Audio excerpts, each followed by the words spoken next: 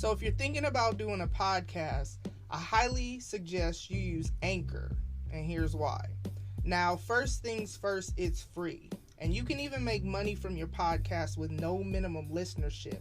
I'm talking dollar bills, y'all. Plus, Anchor will distribute your podcast for you to the major platforms like Spotify, Apple Podcasts, and a bunch of others, so that's one less thing you got to worry about. And they got all the tools you need to record and edit your podcast in one spot, and you can do all that from your phone or your computer, so in my opinion, it's really the easiest way to make a podcast. Now, if that's what you're looking for and you're ready to jump on it, download the free Anchor app or go to anchor.fm to get started.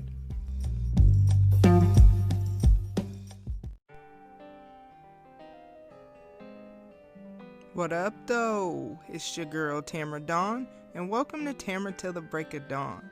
Now, first things first, I want to thank y'all for hopping on my train of thought today, because you literally could be doing anything else right now, so I appreciate you tuning in. And before I get too far off into this intro, I definitely want to give a special shout out to my podcast fam. So make sure y'all actually check out them podcast suggestions in the episode note. Last but not least, I want to give a special shout out to Sniper T for this beat, and all his information can be found in the episode notes as well. So, now that we got all that out the way, let's get it.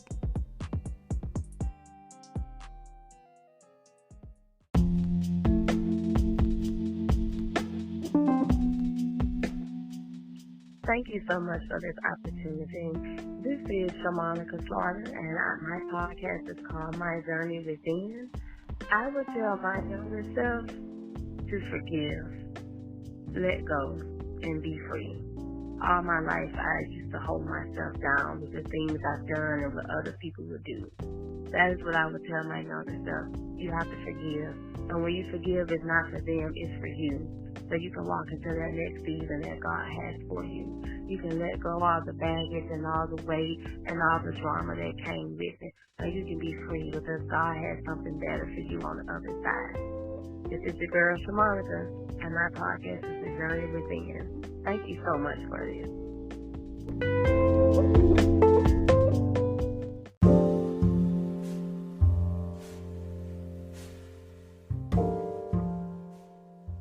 Yeah, what's good? This is Liz 100, one half of the Hood Gangsters podcast, and my reply to your question that you tweeted out. What could I say to my younger self? And that will be leave the answer off alone and stop chasing women. I was chasing women at a younger age. I lost a lot of focus. You know what I'm saying? Lost a lot of focus. I should have remained focused on my goals. You know what I'm saying? And focus more in school.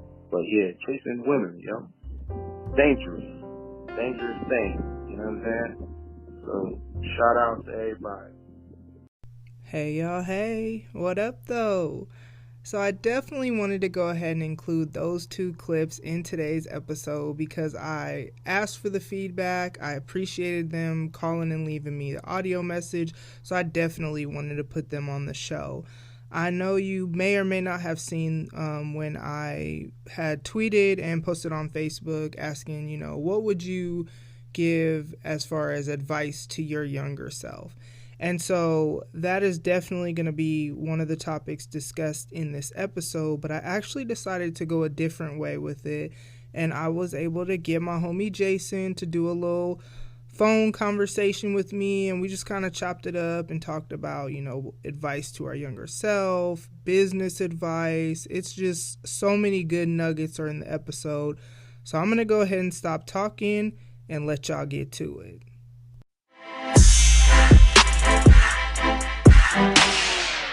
Jason, first of all, I'm glad for the super quick turnaround. Y'all don't even understand. I literally texted this dude yesterday. I was like, hey, do you think, whatever? And when he said Tuesday, and I'm like, oh, tomorrow? I didn't think he'd be like, yeah. I thought he'd be like, nah, next Tuesday. So here we are. So I definitely appreciate that. Definitely glad to have you on the show. My first official adult guest. Because, whoop. Yeah, we out here. So how's your summer been so far? Like, how's business? Well, thanks for asking, Tam. First of all, it's good to be here. Greatly appreciate it.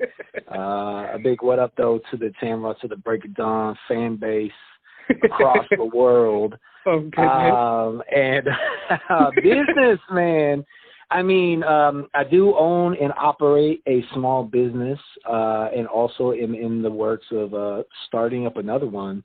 And really? Yeah, absolutely. Actually, I haven't even talked to you about that. And yeah, so it's busy on one end. On the other end, I don't know what kind of person starts up businesses in the middle of a global pandemic and depression, but we're doing it. And so on one hand, it's been very busy, and it's been a challenge to kind of stay focused on what we have to do for day to day without getting discouraged by kind of what's going on economically. Right. On the other hand, you kind of, if you're going to be an entrepreneur and a business owner and operator, it's a must that you have the ability to find the good in everything and really a positive attitude. And so really the focus has been on just trying to remain positive and seeing things that aren't there and having hope that your hard work is going to pay off. And so that's kind of been the name of the game in this season that we're in as far as business is concerned. So it's the new bit. Well, why don't you tell everyone? Yeah, we'll go ahead and have you promote your business here, because there actually are listeners that that live where we live. So this could be a super dope way for you to hopefully get some more business. But why don't you tell them about the one that you're already doing now? Yeah, absolutely. So my wife and I have been operating a business called Scoop Doggy Dogg Waste Removal. That's right, you heard it correctly. Scoop Doggy Dogg Waste Removal. So basically in where we live in the Omaha, Nebraska metro, we basically serve dog owners. Dude, you really put all our business on. Oh, well, it's not. So say that. It's fine. Okay. My bad. Cool. Don't come. No. Tam doesn't live there, though. Right. Don't come find her. She doesn't live where I said she lives. I'm just throwing that out there. No, but anyway, well, they're going to find the business because we're out there. But anyway, all that to say, yeah, so we basically serve dog owners, and it's basically picking up dog doo-doo. So if you want a clean yard, we love kids. I'm sorry, we love kids. We love dogs. My kids love dogs. We love dogs. We love dogs. We highly value our clients, and we serve excellently, and that's kind of our value. So we've been doing that for 3 years. It started as a side hustle, and then last year I was able to transition into it full-time and trying to take over the poop game, son. That's kind of the goal. Yeah, and I've never, we don't have pets, so I can't say, oh, he's been a great pooper, scooper upper for me. But what I can don't say lie. Right, they know I'm not going to. But what I can say is that, so Jason and I go back to high school. We actually met through a mutual friend who neither of us really talk to anymore. She just kind of disappeared off the face of. Aw. Yeah, I don't even know. And so, R.I.P. Well, no, not R.I.P. She's still alive, y'all. Oh, rest in Palm. She lives in Palmdale. Rest in Palmdale. Yeah. Shonda. Love her. God bless her. Right. But, and so then, we kind of I don't even know, just separated or fell off or just didn't talk for several years, reconnected somewhere in adulthood, worked together. And I'm saying all this to say that this is somebody that I would say is solid, somebody who, when he says, I value my people and, just a great work ethic, that's real. And y'all know I don't vouch for just anybody, even though most of the time I don't claim him as my friend in public. But you got to know. Why, Tam? See, and then you're acting like this victim.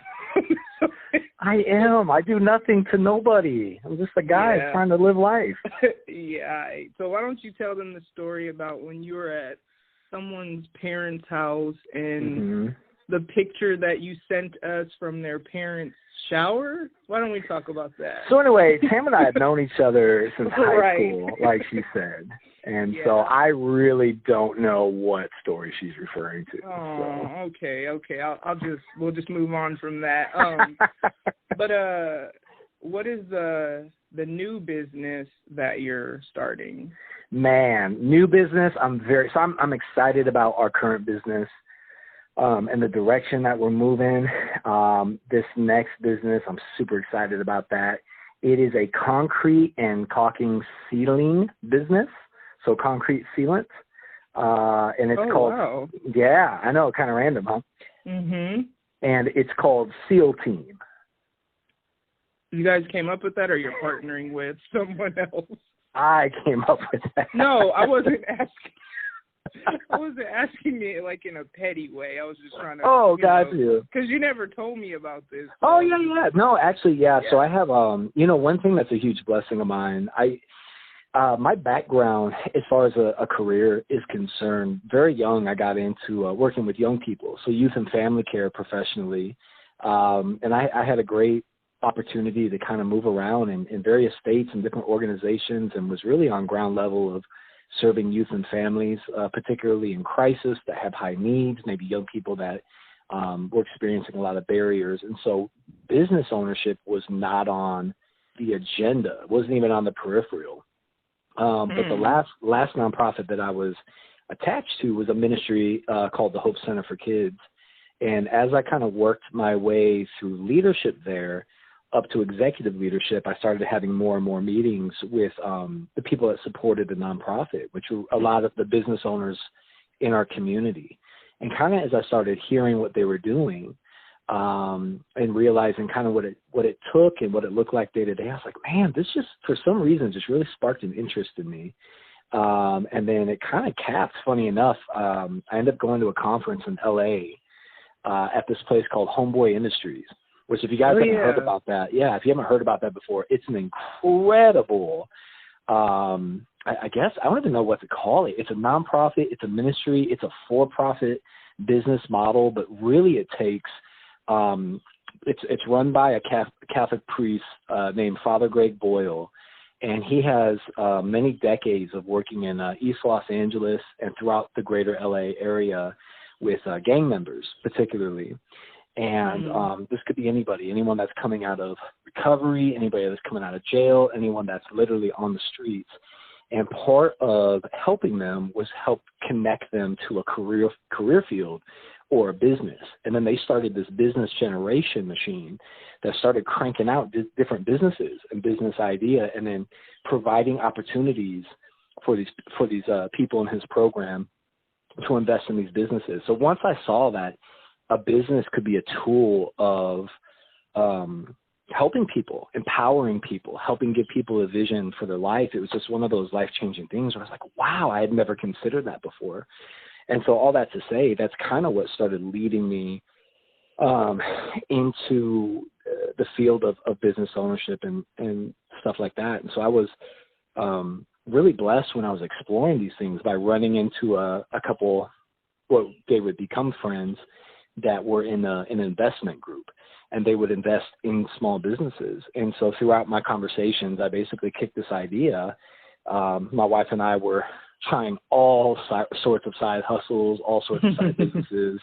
I mean, like, pretty much name it, man. My wife tried to do Mary Kay, different, like, multi-level marketing stuff. I had an eBay store for a little bit. Like, we were just on this because, nonprofit. The marijuana. No. Whoa.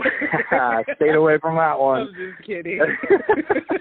But I mean, it's like, but for real though, it was very real. And I think a lot of people could relate to that. It's like that kind of calling to be a nonprofit and helping people. It's like, I mean, nonprofit means no profit. As I used to joke, it's like, it's not exactly like you're going to be making a ton of money. And so as my family's needs changed, as we started having like 12.5 kids, our quest You're for... so childish for that.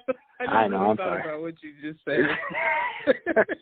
Our quest for side hustle just became this thing where it's like, we got to find a way to keep a roof and feed these scores of children. And so No, he has 3 kids. Don't let him fight. It's only 3, but it feels like 3 times 3. So all that to say, you know, as I was on this quest and meeting with this investor group, I kind of kicked them the idea, and they brought me in, man. It's a huge blessing to find a group of people that were willing to say, hey, as a community in relationship, we want to kind of surround you, help you kind of fulfill this vision, invest in your business idea.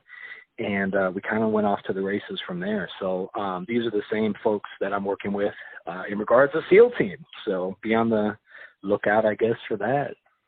So here's the crazy thing with all of that, because what y'all don't realize is Jason just got off of like a 14-hour workday with the one business. So it's just crazy. And that's why I'm just super grateful that he's recording today, because, you know, he's been working all day. But like, as I've been doing, you know, I work full time and doing podcasting, which is becoming like a part-time job, just because it's not so much the recording and all that aspect of it, because that's super easy, but it's the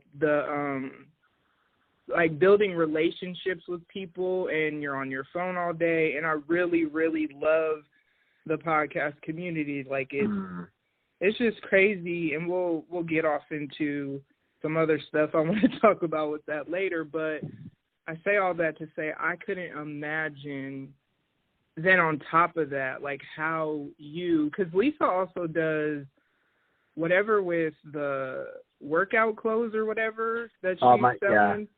So and Lisa's my wife, by the way. She's not my side piece. Yeah, I figured they were tracking with me. But all good. So, like, how do you guys balance all that? Because, you know, and I remember, like, Jason and I used to actually work together at Hope Center, and I just remembered you often talking about balance, you know, having your time with the Lord or having your time with your family and just that balance. So it's like, how are you guys having that balance now and it not being, you know, a strain on your marriage or a strain on your relationship with your kids or, you know, stuff like that? Yeah, that's a great question. We don't. Period. The end. No, okay. But no, you know what's interesting with that? I'm kind of having so when we would work at Hope Center and I would work at places like that, for me, I'm very mission oriented. So it could be easy for me to lose. My motivation was never to make money. It's to like affect lives. Right. Gotcha. And so to do that, I could get really lost in my work. And sometimes that came with the corruption of your boundaries a little bit, and the balance kind of got off whack. It's like, if I was just married, that's one thing. When you start having kids, it's another thing. And then, what I found was that I used to think that it was kind of a balancing act, you know, like you're running and you're trying to keep the dishes in the air, or, you know, you're trying to have an equal amount of work with an equal amount. Where I'm at in life right now is I feel like that's not even like a possibility. And I've heard a lot of people talk about that, like this idea of balance, like work-life balance, kind of what we talk about. Right. It's just not really a possible thing. So kind of where I'm at right now is, instead of balance, I like to look at it as like taking temperature, more or less, or like seasons.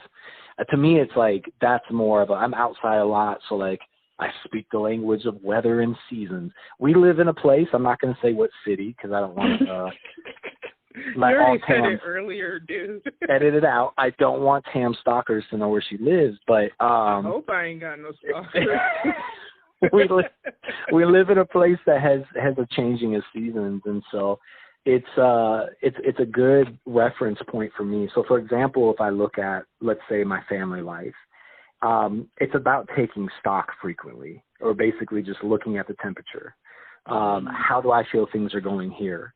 And if I feel it's too hot, I feel it's too cold, then maybe I need to pivot. It's the ability to be fluid and to pivot and put a little bit more attention, a little bit more investment into that area. So there's all these kind of spheres of life. I think the thing with balance is I used to think it had to be perfect. So like, I'm going to do 25% of my day is going to be my spiritual health and my physical health. 25% is going to be my family life. 25% is going to be my work. 25% is going to be, it's like, it's just not, to try to get that perfect equation is going to like drive me insane. Some people might be able to do it. I cannot.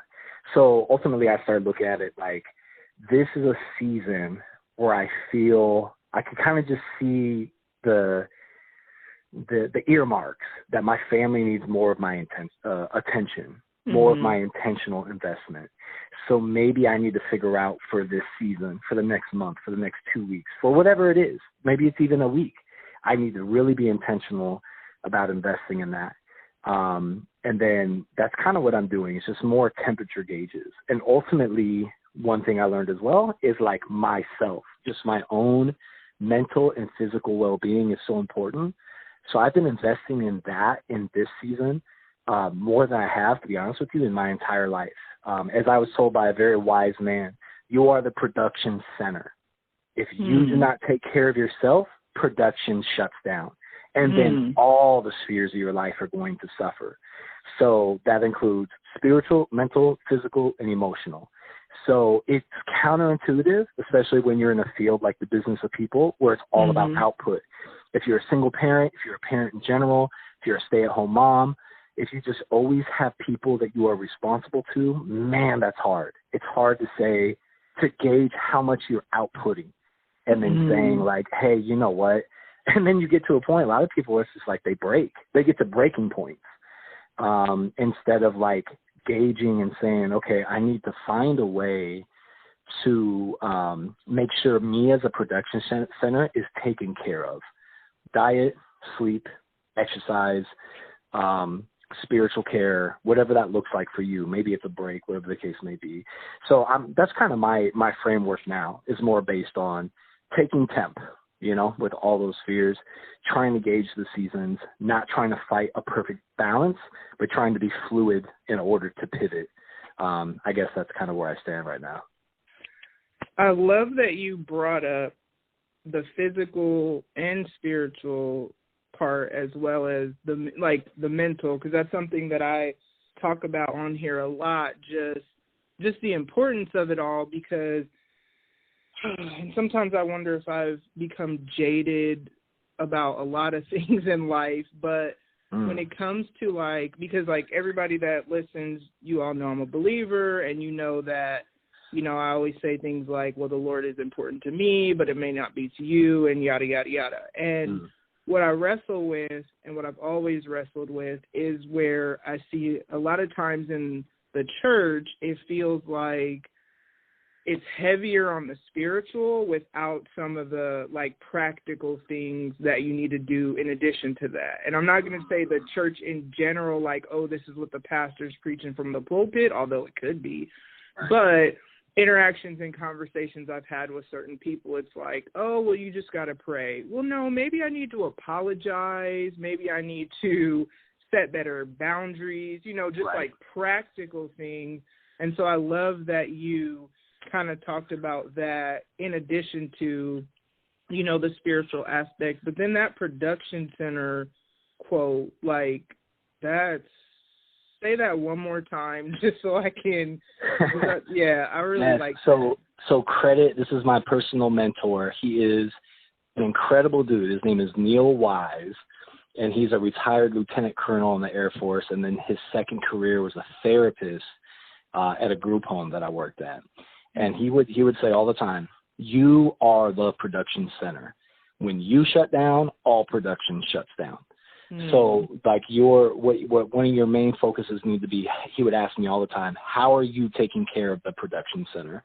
So when we would meet and I was 60 pounds overweight and dark circles under my eyes and, my 14th kid was born and they're just like, you're not. He's just not.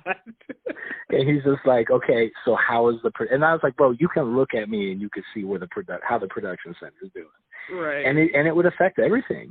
It would affect everything. And so, it really, I don't know if it's our capitalist foundation of our society, but it's just this idea of you have to constantly be productive, constantly be outputting, constantly doing something, constantly working towards A, B, and C, whatever your equation is. there's just something about it, man. That'll burn a person out.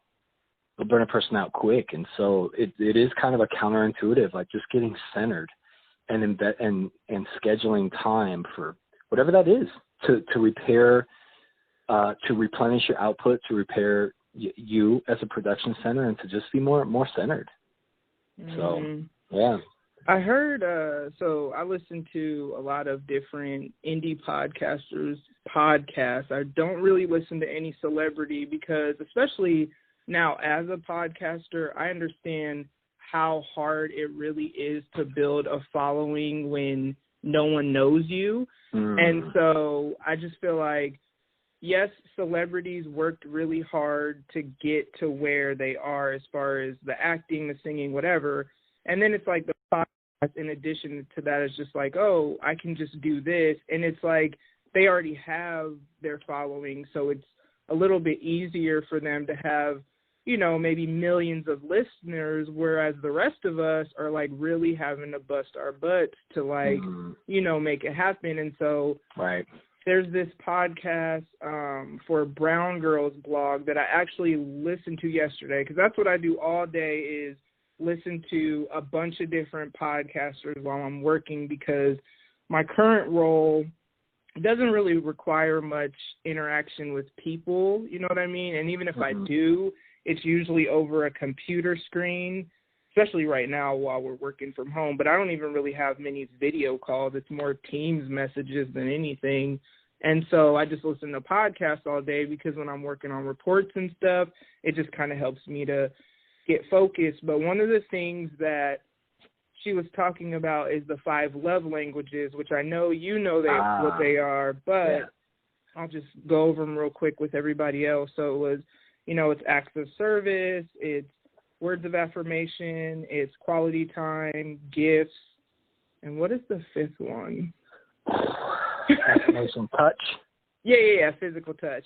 Yep. And so I had always heard that in the context of like how you love your partner or how you love, you know, your children or love other people. But I love the way she broke it down to how you love yourself and what your love language will make it to where you love yourself in this way. And so when you were talking about physical, you know, working out and all that, and I've, you know, everyone that listens to me know I've been on that journey. I've actually officially lost 31 pounds. But see, the thing about it though, so technically, all the weight that I gained since my ex-husband died in the last 5 years, I've lost all that weight. Now I still have weight to lose to get back to where I was before. But what I know, one of the things she says is if your love language is physical touch, one of the ways you love yourself is taking care of your body. No. Work. Oh my God. I'm so sorry. I'm so sorry. Go ahead. I'm sorry I interrupted. Go ahead. No, you're good. I literally cannot with you, Jason. Really? Like, sorry, folks. Go ahead, please. And this continue. is why I don't claim him in public. What? I didn't do anything. Go ahead. Anyways, working out is working out. Yeah, okay. And so that makes sense. So like I always thought it was just important, just for, you know, I'm getting older. I need to make sure I'm around, because like literally my biggest fear, especially with the girls, is that I'm gonna die when they're not really at a place to be able to like take care of themselves. Because like if I go, I mean, yeah, they would never be without. I have my mom, you know, brother, sister, whatever, but they wouldn't have me and they wouldn't have a parent. And so that's just kind of what had me like, I need to be healthier. I need to eat better. I need to whatever. But then what I've noticed is like, I feel really good about myself and feel really, there's just a self-love that I've gained just from working out, and I never connected it to my love languages at all. And I'm like, oh, wow, that's pretty dope. And so, yeah, when you were talking about that, it just made me think about that. So you have these two businesses. Well, one's launching soon. If you could, you said you've been doing Scoop Doggy Dog 3 years? That is correct. Okay, so if you could give 3 years ago Jason some advice on starting a business, what would you say? Oh, my goodness, what a question. I think I would just say, like, throw yourself into learning and throw yourself into starting. Don't like, there is there's no such thing as halfway crooks in the entrepreneur game. Like, oh my gosh, ain't no half stepping. Like, you just throw yourself into it. So I think that's what I would have said. Throw yourself into learning and then throw yourself into starting. Yeah. I just told someone that they were asking something about merch and saying they had designs and were trying to see if they should start. And I'm like, you should just go ahead and try, because if you go with a site where you don't have any upfront costs, then what does it hurt? And then, right. If no one buys anything, it's not like you've spent a bunch of money. But I'm definitely the kind of person that, for the most part, likes to just dive in and figure it out as I go, because it's all a part of the growth process. And I'm trying to get a little bit better at prep, because for certain things you kind of do need to have some knowledge ahead of time. Yeah, absolutely. But even when I talked about this on last week's episode, even when I created my merchandise, and no, these are not shameless plugs, y'all. It's just, this is my life, and y'all know what it is. I give you what I got. So it's like when I jumped into it, I did a little bit of research, but I didn't do enough to where I actually was up all night Friday doing whatever, and then I tried to add another cup design to the listing, and then that's when I realized you can only have one of each product in a listing. So then I'm like, dang, now I got to redo all this. And it's always part of the journey. And I'm actually kind of glad it worked out that way, because in the finished product, it's better. And even just the way it looks on the site. But had I not dove in, you know what I mean, I wouldn't have been able to even get it started. And I think that was a lot of the advice, whether it's starting a business or it's starting a podcast, or it's getting into being a creative, whatever the case may be. A lot of the advice that I've heard from my peers is just start generating. You got to make content. Just do it, because a lot of things stop us. Whether a lot of it's fear, I think, stops people. A lot of it's the what ifs, or the fear of failure. And to embrace that, failure is part of the process. That's why you try to mitigate it with as much learning as possible. But at some point, you got to execute on the learning, and you got to start generating. Just do it. Just do it. Which sometimes can be easier said than done. But to your point, that's a lot of the advice that I got. Which is why I said, if I were to go back, I'd just say, hey, bro, if you're going to do this, go all in. Absolutely. So this is a great segue to the other stuff that I wanted to talk to, which is just advice to your younger self.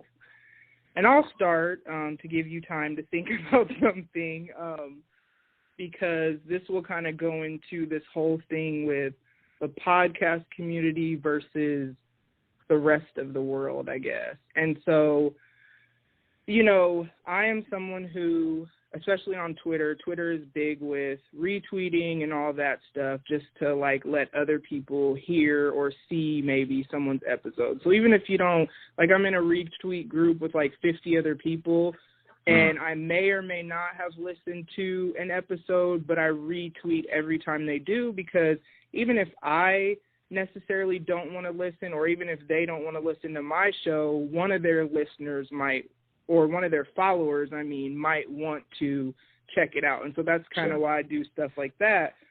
But also why I do it is because, and this, all the blogs I've started over the years, or different things I've tried to do with poetry and stuff that just have not, I'm so shocked that I'm actually still podcasting, because, and I'm actually trying to build on it, because it's I did not get the support that I'm getting from strangers. That is the crazy thing. And I'm really like wrestling right now, and I'm super in my feelings, and I'm actually kind of glad we're having this conversation. It's like perfect timing because I kind of needed to talk to somebody about this. But it's like I could post something on Facebook that's, man, you know, the foolishness I post on there, or just whatever, you know, I could post that. Not everyone, but people comment, react, this, that, and the other. If I post something about a podcast, very few people, even if I say share this, like I can't click the share button. Right. I'm not even saying you have to listen, because I know, like, Kayliana doesn't even listen. I think Janae maybe listened once. Seriously doubt Devon has listened at all, but it's fine because it's not for everybody, and I'm okay with that. But when it comes to, like, the whole, I get tagged in so many people who are, like, business owners or whatever they have. They just tag you without asking you and stuff. But then there's the algorithms and all that bull, but I don't think it's just that, because somebody sent me a screenshot of a comment on a post that I had, and it's funny because he listened, so he might hear this. I don't mean this in a shady way, if you remember that you did this, but I mean this in him screenshotting that, but he didn't comment on the post, and it wasn't podcast related, it was something else. But that just showed me that people do see what you post and scroll away and make it seem to you, you know what I mean, like no one sees it, but really it's like people don't interact. And so then on the other side, on Twitter, man, it's like literally the most supportive people. The podcast community is like so supportive. And so if I could tell my younger self something, I would have told myself to step outside of my circle and my comfort zone quicker, because I wonder how many of those other projects would have, even if just like maybe one person a day or a week would have read the blog, you know, somebody. But when you pour out everything into anything you do, and then the analytics don't matter, but they do, because no one wants to create content that nobody consumes. I don't care if you try to say, I just do it for the passion. No, you want somebody to hear that,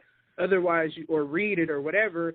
Otherwise, you wouldn't have put it out there. And so that would have been my advice to my younger self, because like one of the poems that I put on as part of the merchandise or whatever, it's a poem I wrote like, I don't even remember, like 5 years ago. So it's not even anything that I created now, but there's just such a response and just such a support from like people I don't know. And I don't know, I've just really been in my feelings about it lately, like the past couple of days, because it's just like, I don't get it. Like, and I know I'm super grateful for the podcast community, don't get me wrong. But then it's like, sometimes I feel like the things I'm excited about, like I want to talk to people that are supposed to be whatever, and I don't know. So that's one of the things that I would kind of say to myself. This is a question that I posed on Twitter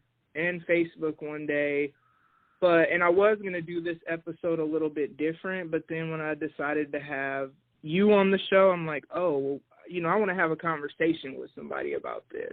Sure. So like you know, you don't have to get a ton into your background unless you want to. Like, this is a free space, share whatever you're comfortable with. But like, if you could tell younger Jason, maybe have two, but start with one thing, what would you say? Younger Jason at what stage of life? Whatever stage you want to talk about, because I got another one for younger me, but yeah, whatever stage you're comfortable with. I'll try to stay on theme, because kind of what you brought up about stepping outside your own group.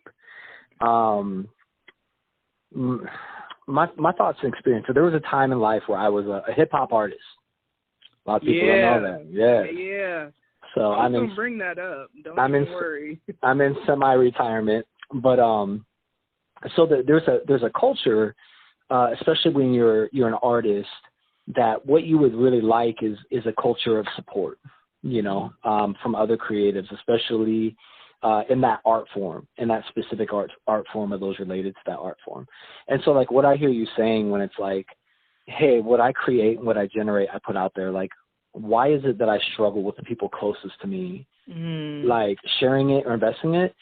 I feel like that's kind of a common occurrence amongst a lot of creatives in different art forms, whether it be long form, conversation, podcast, musical artists, creative art, whatever the case may be.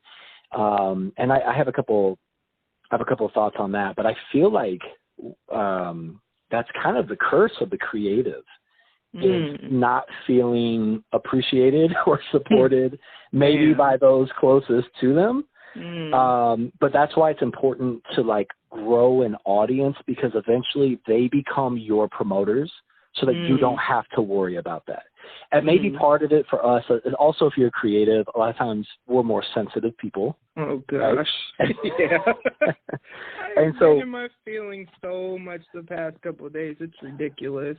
Well, and so it could feel like a slight, So, like, if I'm for example, if I've been performing for 7 or 8 years locally, and let's say someone that you really care about that you've invited out to come, and they've never come for whatever reason, it's like that could really hurt. It's like, why? But maybe, and there's a lot of different reasons. There could be a lot of reasons, and a lot of times it's like our natural tendency is to go straight negative. Oh, they just don't care. Yep. They're jealous. They don't want to see me shine. Like, you start thinking all these things. It literally could be they literally don't understand the impact of their support. Like, they literally might just be like, well, hey, I went one time. Like, I've had this happen before where it's like, I'm like, dang, dude, I keep doing these shows, and, like, I see kind of the same people, but, like, these other people that I invite, like, they never come out. Well, then they'll tell me, like, years later, like, oh, I bought your album. I don't really like hip hop. I don't really like rap music. Yeah, and you just go, oh, that's probably what kept you from the 2 a.m. crap venue. Where are they coming? It's like, I don't want to. I literally don't want to be involved in that aspect of what you're doing.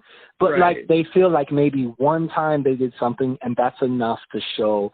So it's like, the thing is, we don't know. There's an X factor where we don't know why we don't get the support, or maybe we have even unrealistic expectations of the type of support that we're supposed to be getting potentially. But I think the whole thing is like, and this is another thing this is a little theory I have, is that though we do get support, but it kind of runs out quickly in those around us, because they're like, what else can we do? It's like, I share, I show up, I listen, I buy your stuff. It's like, look, man, I got a life to live. I can't keep coming back and doing this like over and over and over and over again. And that's why it's important to grow the audience, because they become the promoters for you. That's kind of always the goal, is like, you don't have to do it anymore. You don't have to worry about why those, closest to you aren't continuing the process of promotion and support, because you have stepped out and you have found an audience that are doing it for you. And then my other thing, I guess I would say, is just be encouraged by those who do. It's like, if you do have a couple day ones that are literally showing up and like literally doing what you ask, like, even if it's 4 or 5 people, here's the thing, they don't have to do anything. That's true. They don't have to do anything. They don't owe us anything. But it's like, if they're still doing it and they're still being encouraging in the midst of their own stuff they're going through and their own mess, and they've got a messy life to live, more than likely, and it's like, and they're still taking time to like listen, give input, share here and there, whatever the case may be, and you're looking at this like, wow, salute those people, because they're the first light that starts a fire a lot of times. You know what I mean? So going back, I guess, then in my creative days as like a hip hop artist, those are some of the things I would want to encourage myself. I didn't stick with it long enough to worry about like an audience outside my city or expanding my reach. And really, I did a lot of it before the advent of, before the rise of social media. Like right when social media was popping, I was pretty much like already done doing shows, right? Unfortunately. But all that to say, that's kind of what I would put myself back in that frame. Instead of hyper-focusing on like who's not writing, I would be thankful for those that were, and being content with getting another audience, and like really focusing on building brand loyalty with those new fans, because those are your new promoters, you know, to expand your reach. So those are some of my thoughts. Brand is such a weird thing. Like all of this with podcasting, like the business side of it and the politics of it, as people say, because with that whole support thing, I've definitely been like, try to like refocus, like you were saying, like, man, I don't know why these strangers really rock with me like they do, but I appreciate it. I don't know why these strangers are so interested in what I have to say, because I literally just talk about me and my life and what I'm going through. But I'm just super grateful for it, and and I have to remind myself of that over and over, because it's super easy to get jaded with unrealistic expectations. I think that was a really good takeaway that got from what you just said, is that, and then also you really don't know who's doing what. Like Kayliana, for example, we'll talk about memes I post or different stuff I post on Facebook, and I'll ask her about it, and she's like, oh, I saw that. And I'm like, oh, I wouldn't have known that because you didn't laugh, or you know what I mean?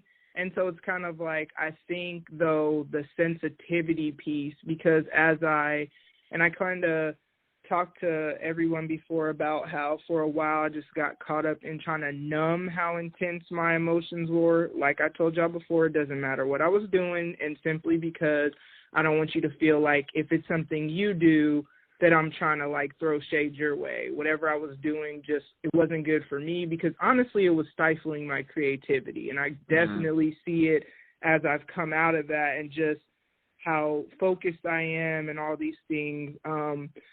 But then when all you have is your feelings, it's like, I definitely take things probably more personally than I should. No one would know, because it's not like I necessarily say anything, because it's not like anyone has done anything intentional, but I definitely do know that I am more sensitive than I ever was. I just feel like I do put my life out there, so it puts you in this just constantly feeling vulnerable place. And then with all of that right now, and this will segue to my next advice to myself. So, like I said, I put a poem on one of my things, and I had this thought because my bio dad had always said he wanted me to send him like a framed copy of a poem.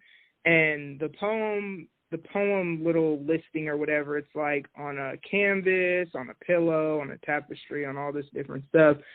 And I had the thought of like sending him something. So I asked my cousin and my aunt for his address. I don't know that I actually am, because then the next emotions that flooded me were just the rejection. And I realized that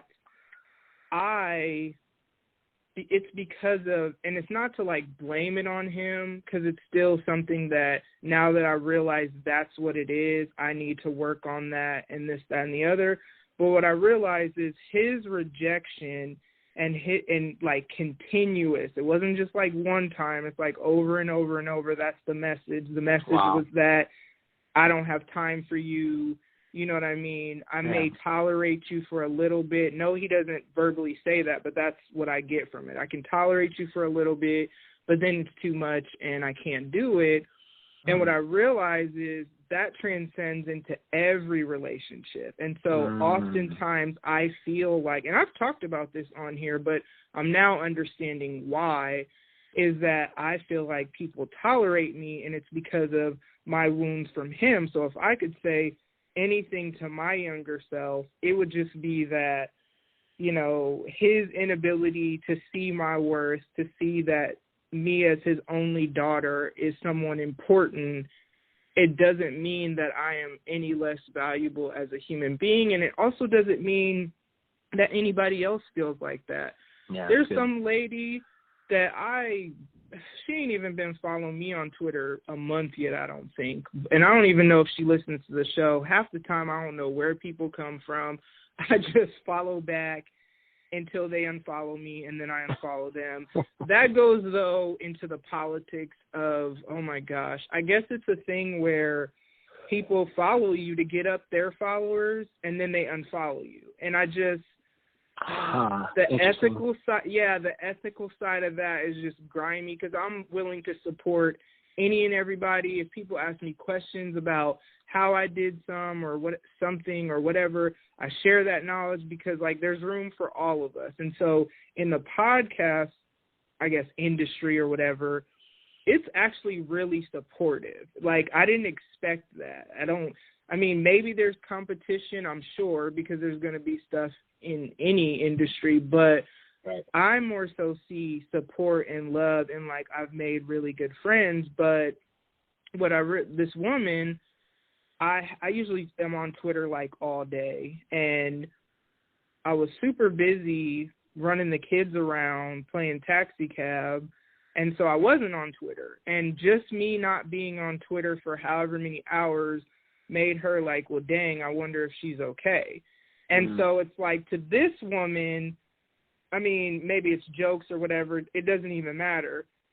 My presence on Twitter, I guess, at the very least, I'm not saying she's trying to be my best friend, but me being, missing, it meant something to her. And like just the love and, I'm almost getting emotional, but, it's been really good. And so it doesn't mean that I'm any less valuable because of my dad. Am I going to send a poem to him? I don't know. I kind of go back and forth. If I do, since I brought it up, I'll keep y'all posted, because I'm probably going to be in my feelings after I do, if I do anyway, especially since our last interaction, the way he just completely didn't acknowledge me.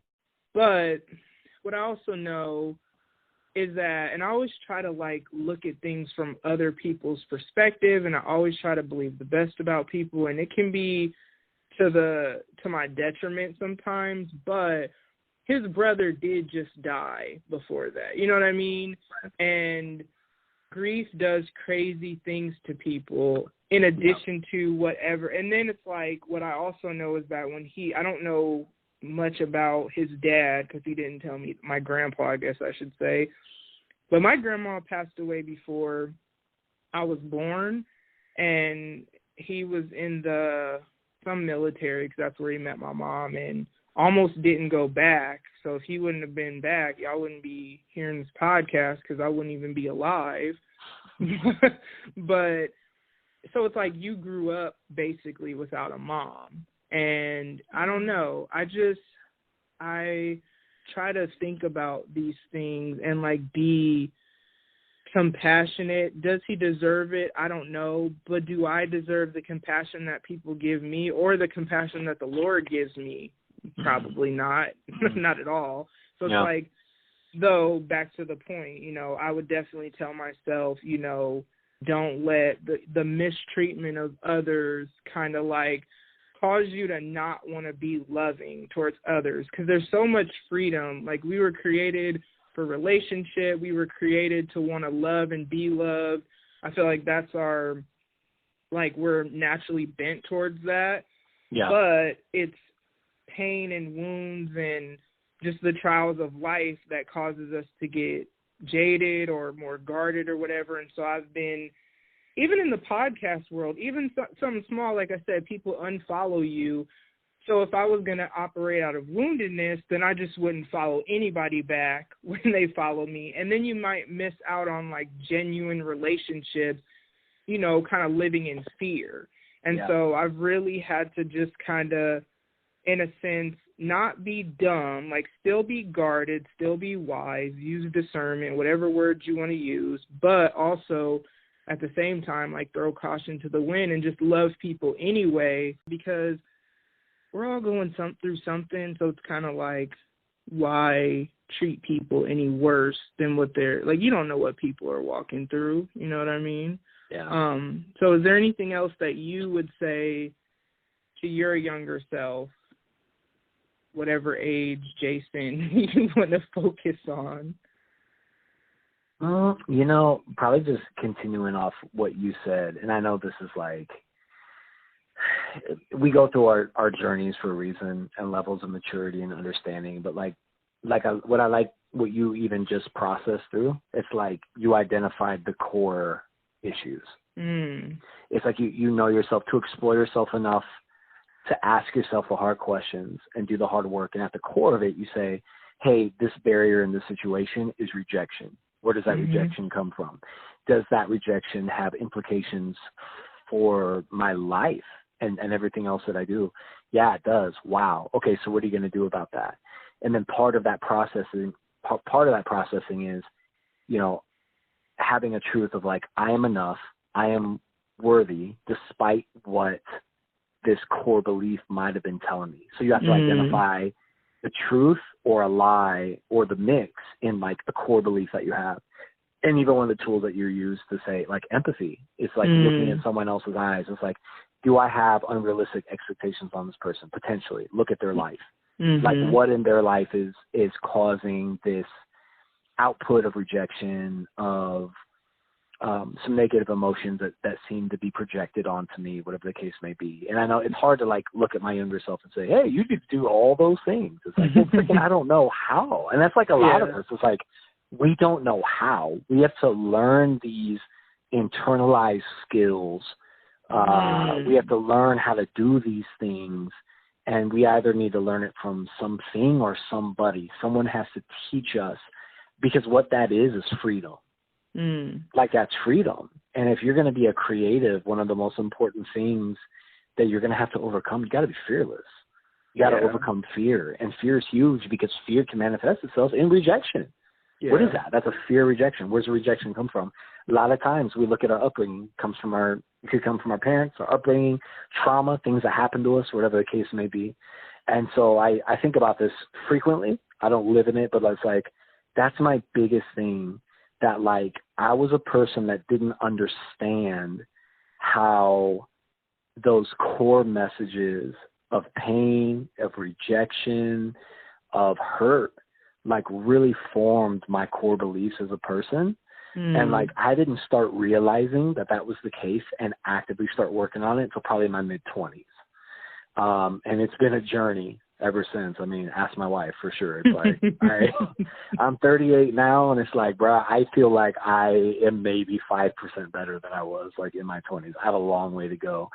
But that would be my biggest message, I think, to myself. It's like, find the root. Explore it.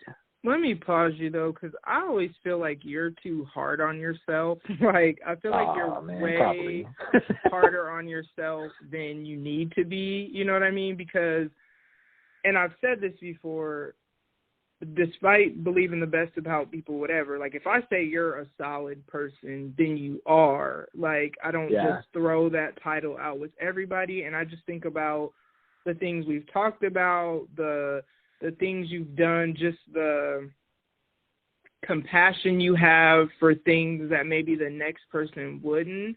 So even kind of piggybacking off what you were saying, it's kind of like, you might not have that compassion if it hadn't have been for whatever, you know what I mean? It's true. Yeah. And that's a huge part of growth. And I actually had somebody, he's not here with us anymore, so may he rest in peace, but there was an older gentleman who was a mentor for a season in my life that took me through this thing where he basically shows you how the tough things you go through life and the traumas, especially when you're a young person, it forms your values. So if you're a person that can't stand a bully, like, where did that come from? Was it because you were picked on as a kid? If you value loyalty, is it because you're a child of divorce and you saw how that like destroyed your life? Wow. If you always want to be a voice for the voiceless, is it because you spent your childhood feeling like you had no voice or feeling like no one paid attention or that you were in this? You know what I'm saying? Like, legit. Man. It's like it comes from that place. And so like, but someone has to tell you that. Like someone literally has to like slap you with that and go, hey, you realize who you are at this point. It's like, yeah, there's gaps, there's brokenness, there's stuff I need to work on for sure. But don't let that diminish like the values that you have. A lot of times they can be derived from the barriers you experienced when you were younger. And so how do I leverage that? How do I allow that to shape who I am, the direction of my life? And a lot of it is exploration. You know, you got to learn how to do it, man. You got to learn how to do it. And so, I mean, even this, I know it's just a conversation on a podcast, but it's like, if anyone's still listening at this point, hopefully in our conversation,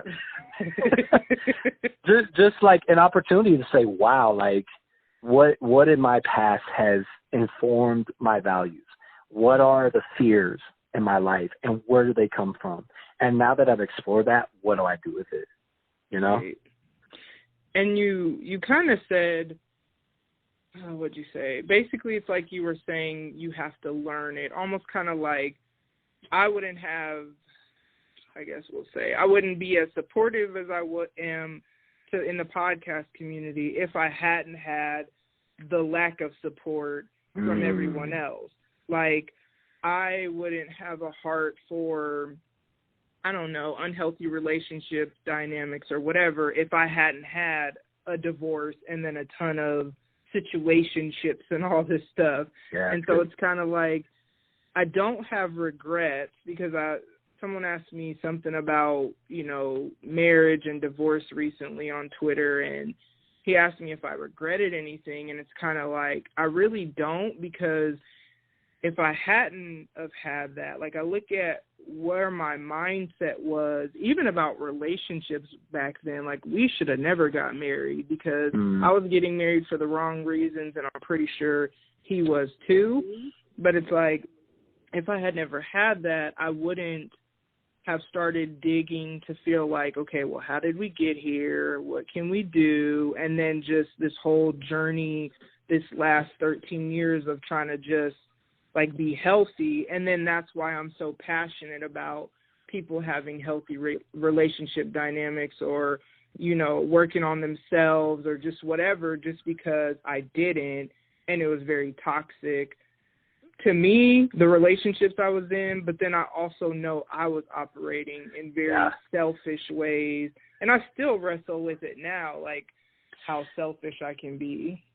Can I add something to that real quick? Yeah. I think what the thing that needs to happen from you to identify those things and then to work positively in them is healing.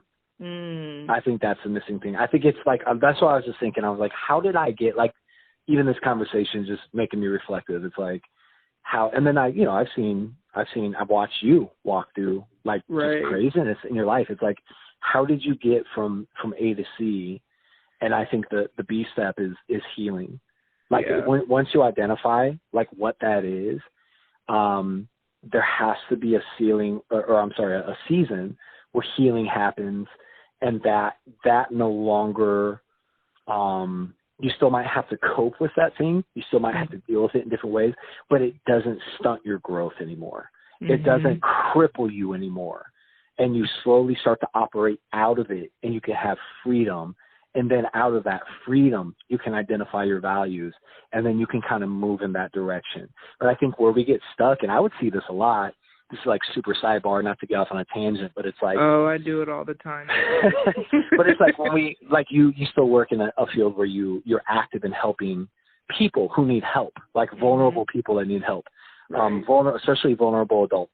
The vulnerability a lot of time comes from they didn't get dealt the best hand. And out of not getting dealt the best hand, you're victimized by a lot of things. It is what it is. People, systems, a combination, it happens. And so like when it comes to one of the things I saw professionally is like that field draws a lot of well-meaning people, but these are people that have not had the healing. It's like they identify the brokenness, they identify the value, but then they throw themselves into serving or a career or a field of serving, And whoo, they got a tough go at it, because what's the step that they're missing? It's healing from that area. So it gets triggered, it gets touched on, they have damaged professional relationships, they have, just a tough go at things, and we can't do it perfectly. But that's a thing too, where it's just like, the action steps that it takes to start working on those gaps is going to be imperative. If you're going to move to action out of your values, man, healing is imperative. Yeah. It's imperative. And we're just now, I feel like in our culture, we're just now getting to the point where it's okay to talk about that. Yeah.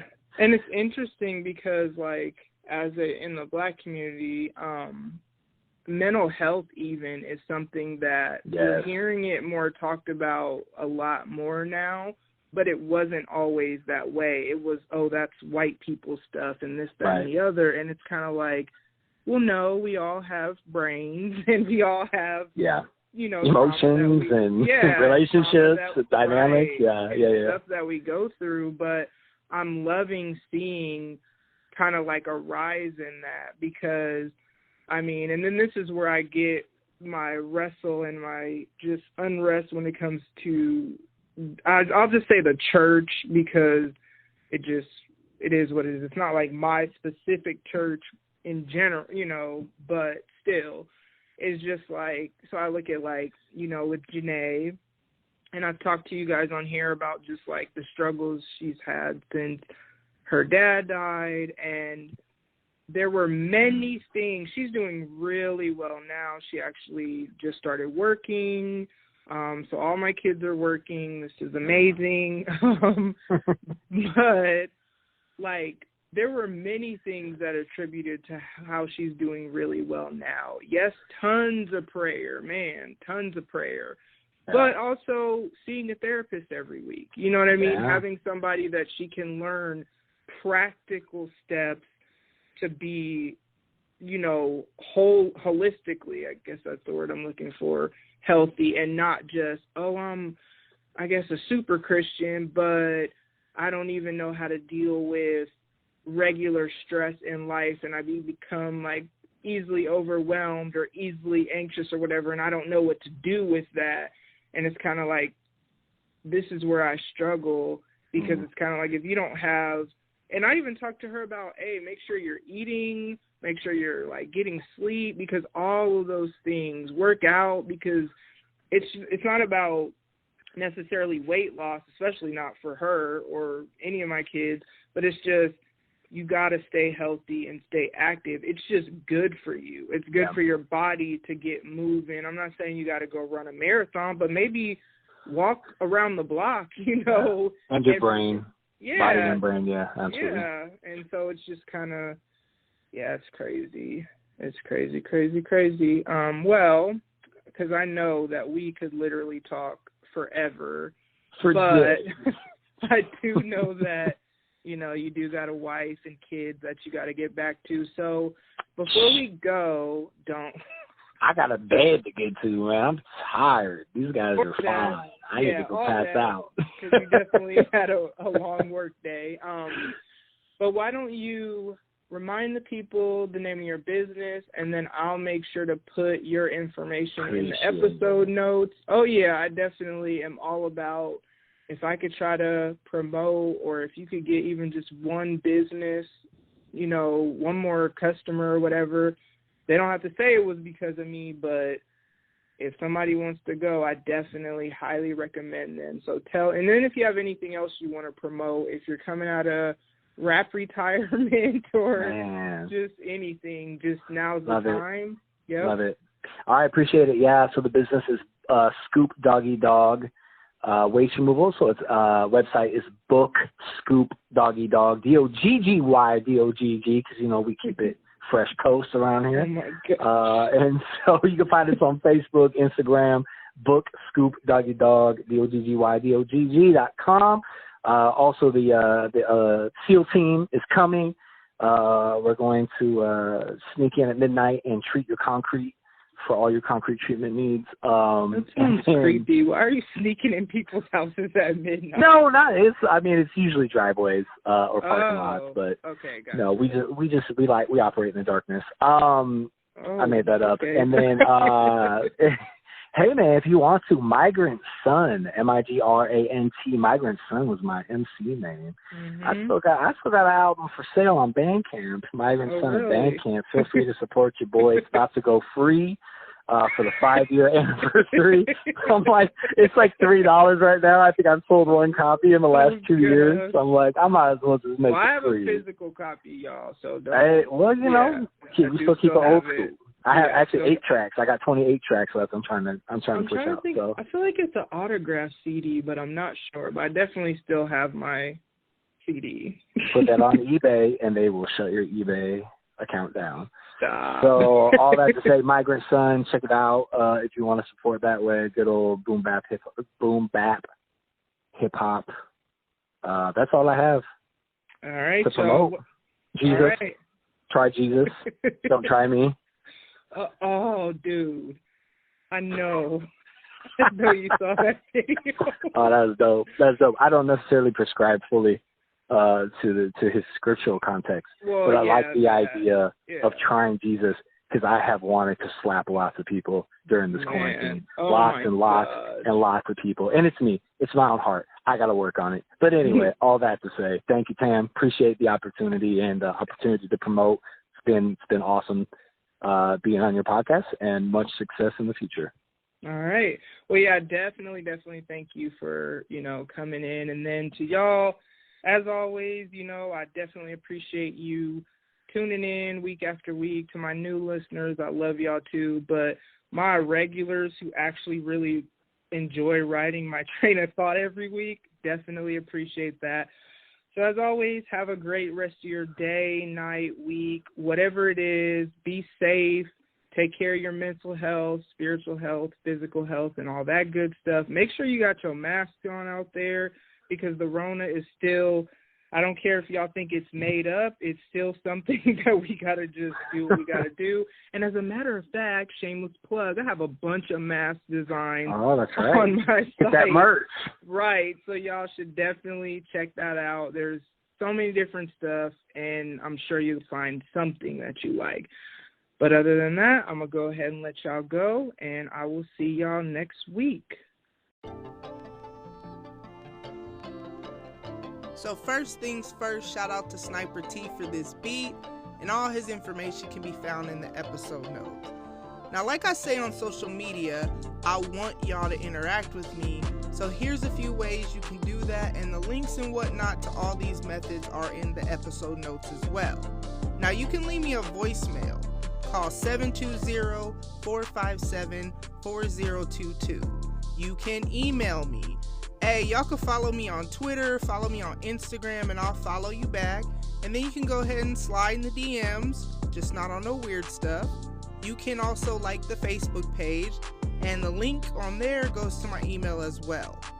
Now, what I need y'all to do is pay attention on my socials for when I ask for feedback for the Thoughts to Ponder episodes that air every other Monday, because the reality is that y'all feedback is what makes those episodes dope.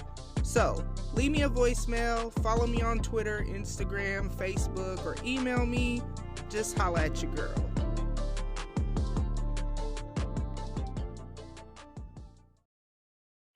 Thank you so much for this opportunity. This is Shamonica Slaughter, and my podcast is called My Journey Within. I would tell my younger self to forgive, let go, and be free. All my life, I used to hold myself down with the things I've done and what other people would do. That is what I would tell my younger self. You have to forgive. And when you forgive, it's not for them, it's for you. So you can walk into that next season that God has for you. You can let go all the baggage and all the weight and all the drama that came with it. So you can be free because God has something better for you on the other side. This is your girl, Shamonica, and my podcast is The Journey Within. Thank you so much for this.